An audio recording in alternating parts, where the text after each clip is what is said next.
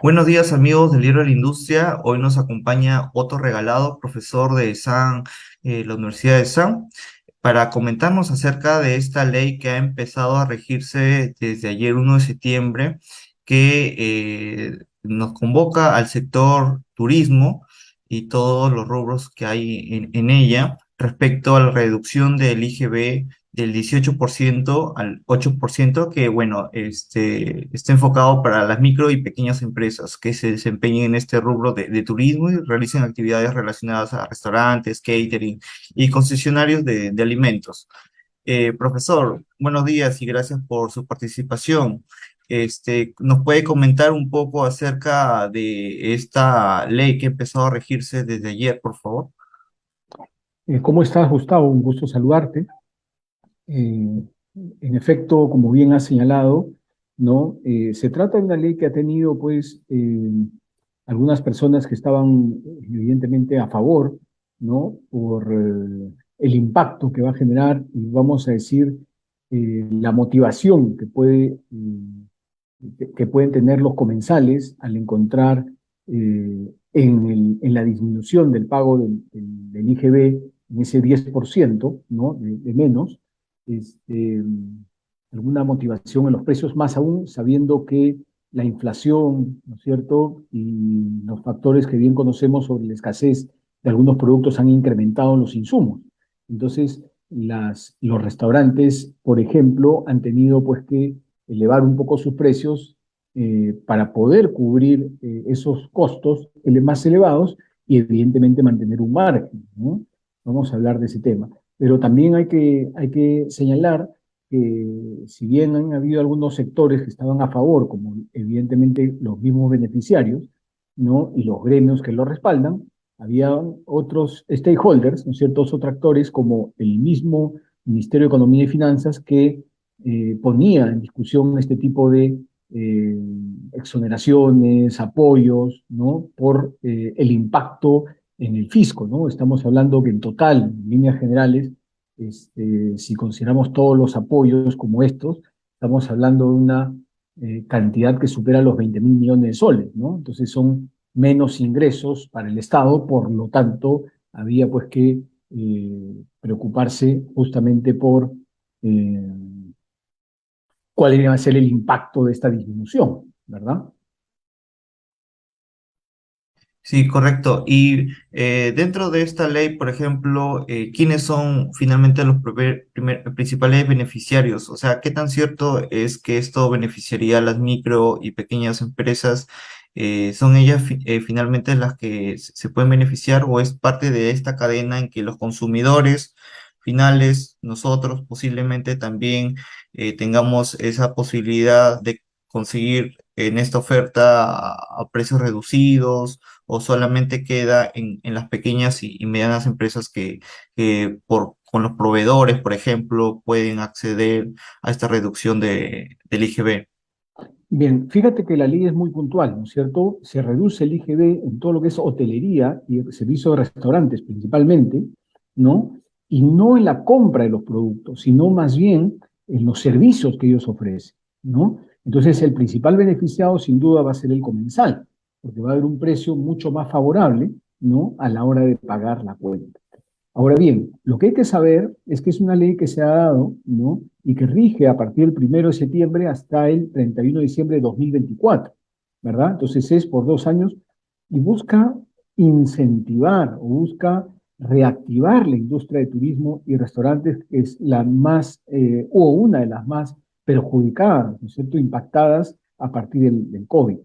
Ahora bien, dos cosas importantes a señalar. Junto con esta disminución de la ley, en paralelo hay dos variables que tenemos que analizar, ¿no? Y estoy hablando a nivel nacional y que evidentemente impacta también o favorece también en el caso de los restaurantes en la libertad. Y es que las empresas poco a poco están regresando a la presencialidad, ¿no es cierto? De manera híbrida, en un primer momento, donde la gente va a trabajar 2, 3 días por semana. Por lo tanto, tiene pues que a la hora de refrigerio alimentarse.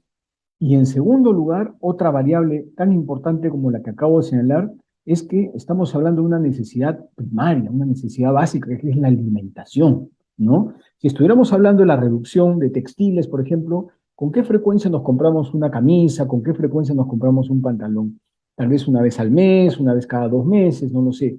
Pero alimentación es mañana, mediodía y tarde, noche, ¿verdad? Entonces estamos hablando verdaderamente de un servicio al que acudimos todos, ¿no? Si no todos los días, con alguna frecuencia. Por el lado, para responder puntualmente a tu pregunta, en efecto, mucha gente decía, no, mira, se van a beneficiar las grandes cadenas y los grandes restaurantes, ¿no? Sobre ese tema hay que saber dos cosas, ¿no? Que son grupos económicos más elevados, o sea, más grandes, vamos a decir, y que tienen espaldas financieras o suficientes espaldas financieras para subsistir o sobrevivir a la crisis, ¿no es cierto? En la diversificación de sus negocios, ¿no? De una u otra manera han sabido diversificar. Entonces, ellos no han sido los grandes perjudicados. Y en segundo lugar, decir que ese tipo de restaurantes tiene un segmento, ¿ok? Un público objetivo que tiene un mayor poder adquisitivo, ¿verdad? Entonces, nuevamente, respondiendo a tu pregunta, ¿no? Los principales beneficiados son las medianas y pequeñas empresas, evidentemente que representan más del 90% de los restaurantes y hoteles, ¿no? Este, ellos son los más beneficiados durante estos 2 años y 3 meses, ¿no? O 4 meses. Claro, y profesor, tomando en cuenta que ya está rigiendo esta ley, ¿qué beneficios o riesgos puede existir ya en este contexto real que va hasta el 2024, según nos comenta?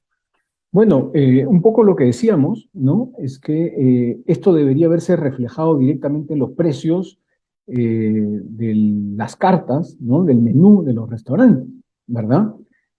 Porque si nosotros recordamos a los últimos lugares donde hemos ido, si no cambiaron la carta, encontrábamos unos stickers con los nuevos precios, ¿no? ¿Por qué?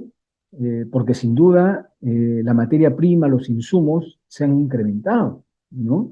Entonces, eso ha impactado en el costo de los platos que ofrecen los restaurantes, ¿no? Y hay, por ejemplo, los productos a base de carne, ¿no? Y que evidentemente ya no rotan porque la gente evita ese tipo de platos por los precios, ¿no? Entonces, aquí el gran beneficiado es el comensal, que todos los días, ya sea por trabajo o los fines de semana con la familia, ¿no? Asiste a estos restaurantes. Y evidentemente, en el caso de hotelería, también ha habido en los últimos meses un gran impulso, ¿no? A diferencia de años anteriores hacia el turismo interno.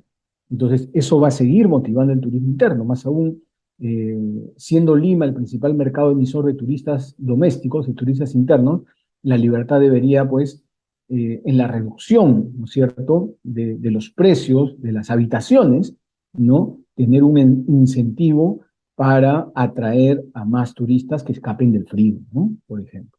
Ujú. Con respecto a la región de la Libertad, precisamente, ¿qué actividades son las que se puede ver reflejado quizás esta reducción del IGB, precisamente en restaurantes o hay otras actividades relacionadas al turismo que contemple esta ley?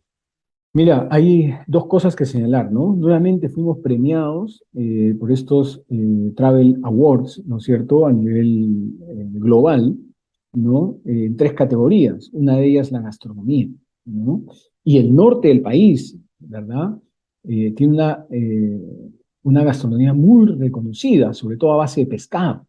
Entonces, yo creo que es la gran oportunidad para los restaurantes, ¿no? Y los gremios de a publicitar un poco más esto y que los precios, evidentemente, o que ese esfuerzo comunicacional, ¿no es cierto?, promocional, vea, digamos, que los precios de los menús sean mucho más atractivos para que atraigan, evidentemente, a más comensales. Eso es uno. Y dos, algo importante también en la región de La Libertad es que lo que nosotros vemos es que en el norte del país, ¿no? Hay potencialmente en la posibilidad de atraer turistas de la Sierra de la Libertad, ¿no es cierto? Estoy hablando de turismo local, ¿no? Doméstico, del mismo Chiclayo, del mismo Cajamarca, ¿no? De Chimbote mismo. Entonces, como que Trujillo se convierte pues en un hub muy importante, un centro muy importante que podría mover turistas, ¿no? Que están a hora y media, 2 horas en auto o transporte público, ¿no? Y si las campañas van un poco más hacia Lima, que es por el número de habitantes, digamos, un mercado interesante también, podrían atraer para todo lo que es la ruta Moche, ¿no? El turismo cultural, seguimos teniendo el reconocimiento de estos premios. eh, bueno, ahorita no tenemos vacaciones próximas o largas vacaciones, ¿no? Pero prepararnos pues para las vacaciones de fin de año, ¿no? Y de verano, vamos a decir, donde se podría aprovechar bastante bien, gracias a este tipo de incentivos, ¿no? Digamos, la coyuntura o la ley para atraer más turistas de estos mercados a los que hacía yo referencia, pues, ¿no? Claro. Y profesor, una última consulta respecto a la reducción del IGB, ¿qué tan en nuestra realidad, ¿no? ¿Qué tan cierto puede ser que eso ya esté ocurriendo, ocurra? Digamos que nosotros como comensales vayamos a los restaurantes que solemos ir y posiblemente encontremos la oferta de los precios de los platos, ¿no? De los menús, al mismo que es antes del 1 de septiembre, eh, y advertimos de que de pronto no hay esa reducción o no se refleja esa reducción. Digamos que cómo quedaría finalmente esa ley, no se estaría aplicando en las micro, pequeñas empresas. Bueno, hay algo que nosotros no podemos ocultar y tenemos que decirlo, ¿no? Hay dos Ujú. factores que creo yo influyen sin duda y siempre estaré hablando este, de los negocios formales, ¿no? Aquellos que cuando uno va te entregan boleta o factura, ¿no? Entonces, en estos casos debería verse reflejado el precio del producto y en vez de poner 18% de IGB, poner 8% de IGB. O sea, debería estar en la factura el monto, ¿no? Porque a veces es cierto que las cartas dicen tal precio incluido IGB, ¿no? Entonces, eso por un lado. Ahora, por otro lado, yo estaba reflexionando sobre el monto, ¿no? Si consumo por 15 soles, ¿no? Estamos hablando, pues, de un sol 50 de reducción, ¿no? Y generalmente nosotros dejamos ese 10% de propina, ¿no? En los restaurantes.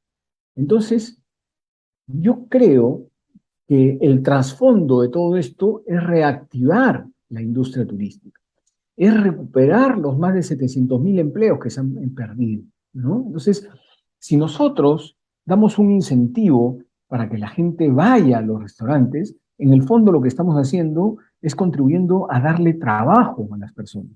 Porque si ese personal que trabaja en los restaurantes, ¿no? Gana un salario, va a consumir. Entonces ahí estamos hablando de un consumo inducido, ¿no? Por los gastos que pueda tener esta persona en otros insumos, en otros productos, perdón, ¿no? Con el dinero que ganó. Y así es como la economía, ¿no es cierto?, se mueve y esto beneficia a todos, la verdad. El sector público va a generar más ingresos, productos, evidentemente, de los impuestos, ¿no? El inversionista privado va a tener mayor margen, porque va a tener más ventas, ¿no? El trabajador va a tener empleo, va a poder gastar, ¿no es cierto? Y el comensal se va a ver beneficiado también porque va a ir y va a pagar un poquito menos. En el caso de un restaurante, u hospedarse en un hotel, ¿no es cierto? Va a poder hacer turismo, porque la verdad trabajamos tanto que poco nos dedicamos pues al entretenimiento, al reposo, y es tan saludable, ¿no es cierto?, para nuestro día a día. Mm. Muy bien, profesor. Muchas gracias por su participación. Seguramente en una próxima oportunidad podríamos hablar un poco más acerca de la reactivación del turismo en este proceso tan este, digamos, a partir de las medidas que toma el gobierno también, ¿no? En su enfoque de reactivar el turismo en el interior de las regiones y una de ellas seguramente Trujillo o la región de Libertad. Gracias, profesor, por... Sí, con todo gusto. Mira, solo un tema relacionado al FAE Turismo, ¿no? En esas medidas de prolongar, ¿no es cierto?, el periodo de gracia y el periodo de pago, los restaurantes y las empresas del sector turismo tienen interés en seguir, digamos, generando ingresos, ¿no? Ujú. Un gusto y siempre a disposición.